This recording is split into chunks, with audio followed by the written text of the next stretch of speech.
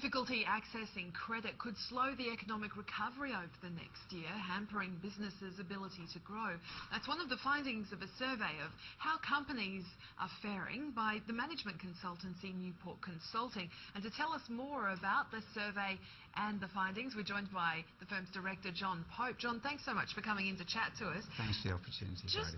Firstly, interesting to find that businesses are showing confidence as well in your survey too. Now, because of course we've had the NAB business survey, monthly business survey for November out today, we're seeming to get a lot of this, aren't we, that businesses are showing more and more optimism now? Absolutely, and when we took our survey during the period July to October, so we saw an increase in confidence. But the reason we really did this survey was not just to see the confidence, but to see how companies have been managing through the downturn, what actions they've been taking, and from that be able to assess how prepared they were for an upturn, for growth, for the future. And I think that's the key element of what we were trying to identify. I guess looking at those, some of the factors that have really been the big challenge for businesses, lack of access to funding or difficulty accessing credit was certainly one of those key concerns for them? Absolutely. I mean, as we're very positive about the confidence, but as we were saying, it's a tempering a balance between the confidence factor and the ability of the companies to grow. As you mentioned, the question around concerns on availability of funding, that was significant. More than 60% of companies that we surveyed, both large companies and SMEs, were concerned about availability of credit and their ability to grow. Now, if we balance that back and look at what action they're taking, the companies, large companies and SMEs, have been focusing on doing the basics, the operating performance, and also cost management. But whereas smaller companies have been looking and focusing on growth, the growth opportunities, and are very, very positive. You know, 92% of our respondents saw that there were significant growth opportunities. You know, 37% of SMEs saw there was more than 20% opportunity. So significant confidence. But when you look at those factors, the smaller companies were concerned about growth.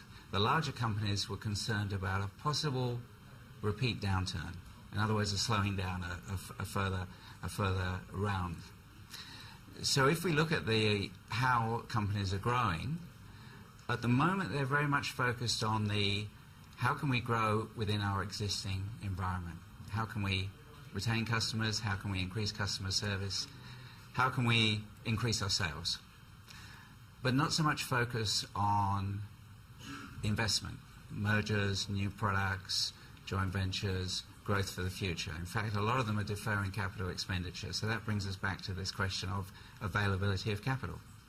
Just looking at the difference in the way that SMEs and the large companies have managed through the downturn, I mean, have you found a real difference? Because often we hear that those small and medium businesses have really been the ones most hardest hit and they've struggled the most. But what did you find when you were looking at the difference in the way they both operated through the downturn?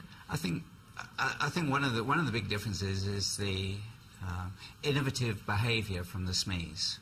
You know, they have looked very much at control of costs, but instead of perhaps just separating staff and retrenching staff, they've looked at innovative ways around incentivising or salary packaging. What can they do to retain the skills inside the business without separating? Whereas I think larger companies have taken action in reducing staff, and of course that experience is walking out the door.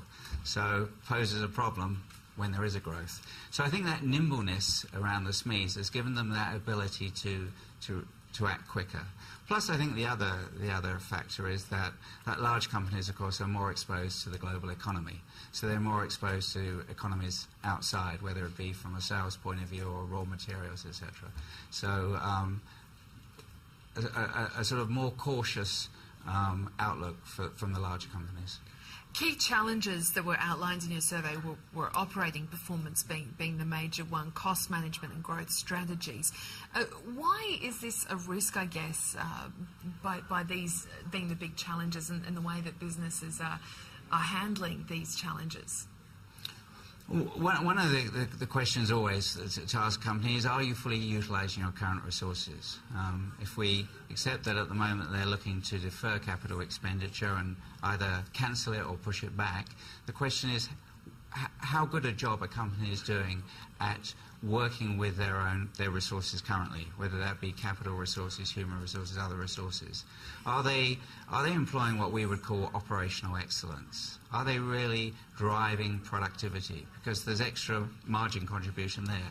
And a bit of a disappointing result, but what we found is that this is not a high focus from companies at the moment. It is more in the manufacturing area, which of course one would expect. But in the mining sector, where of course there is significant pricing pressures, there's a lot of opportunity for improved productivity. And the same in financial services and other business services, focus on better utilisation of current resource. But given, I guess, there are these issues of lack of access to funding, that being a major difficulty, I mean, what then should you recommend that businesses should be doing to improve the way that they're operating then, and take a long-term view rather than this short-term strategy? Well, I think, as I say, I think it's a balance, that focus on the operational excellence, but that has got to come with the availability of capital. A large number of companies, over 60% of companies that we surveyed, wanted to see more action being taken by government. More than half acknowledged the actions that the government had taken, but wanted to see more action. So I think it's a balance between improving their operational excellence currently, and focusing on productivity, focus on driving improved operational performance, whilst setting themselves up for growth that comes from newer markets, new products, increased capital investment. So the summary of that is focus on the operational performance, but let's see more availability of capital. So I guess looking at, in particular, the two different sizes of businesses then, is there something that SMEs should be doing differently to large companies when they're looking at improving their operating strategy in this environment? I think it's a twofold. Look outside, look inside. Look outside, companies generally will focus on that, their strategy, their market, their opportunities. Increasingly, I think companies, when looking inside, have looked to technology to be the solution, which of course it partially is, but it is only a partial solution.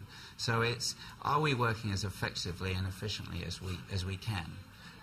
Could we improve our process? Could we improve our skills and capabilities of our people? Are we actually working as efficiently and effectively as we can? And I think that applies equally whether it's a SME looking at the business or a large corporation. But it's that balance between, as I say, external focus and internal. And the internal is around operational excellence. You did, as you say, take this survey before the 3 rate rises that we had. So I guess would that, do you think, change the views of the respondents? It doesn't seem to be having an effect in other surveys we've been doing. I think it probably makes it perhaps a little more extreme, the findings that we came up with now, because not only is it a question of availability of capital, but it's that increasing cost of capital. And as we know, the banks are building in a larger risk margin. So I think that focus on capital availability will continue and will become increasingly a concern to all size companies, as if we do see the increases that are forecast for the first half of next year. All right, it's been great to find out about the survey findings. Thank you so much for coming in to speak with us. Thank you, Bridie. Thanks so much. John Pope there from Newport Consulting. You are watching Trading Day. Do stay with us after the break. A check on Tony Abbott's new front bench.